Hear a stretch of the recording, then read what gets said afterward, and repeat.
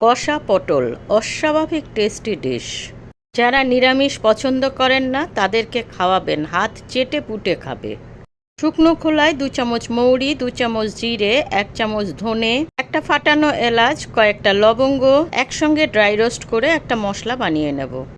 পটলটাকে সামান্য নুন দিয়ে ভেজে নেব, একটু লাল করেই ভেজে নেব, তা না হলে টেস্টটা আসবে না। এবার আলুটাকেও একটু নুন দিয়ে ভালো করে ভেজে নেব।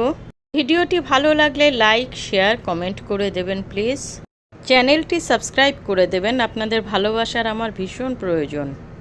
ওই তেলেই দিয়ে দিলাম 1 চামচ চিনি, চিনিটাকে একটু ক্যারামেলাইজড করব।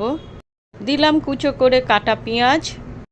পেঁয়াজটা সুন্দর ভাজা হয়ে গেছে, দেখুন কি সুন্দর কালার এসছে।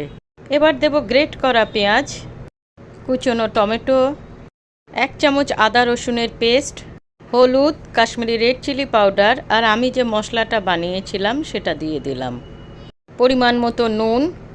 এবার অল্প অল্প করে জল দিয়ে মশলাটাকে খুব ভালো করে কষিয়ে নেব। মশলাটা খুব ভালো করে কষে যখন তেল ছেড়ে আসবে, এবার দিয়ে দেবো ভাজা আলুগুলো। আলুটাকে মশলার সঙ্গে ভালো করে নাড়াচাড়া করে এবার দিয়ে দেবো পরিমাণ মতন জল। জলটা ফুটে গেলে এবার যে ভেজে নিয়েছিলাম পটলগুলো সেগুলো দিয়ে দিলাম।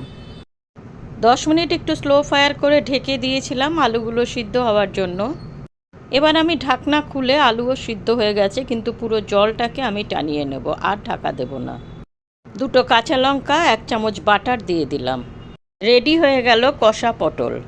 ব্রেকফাস্ট বা ডিনারের সঙ্গে ফাটাফাটি রেসিপি।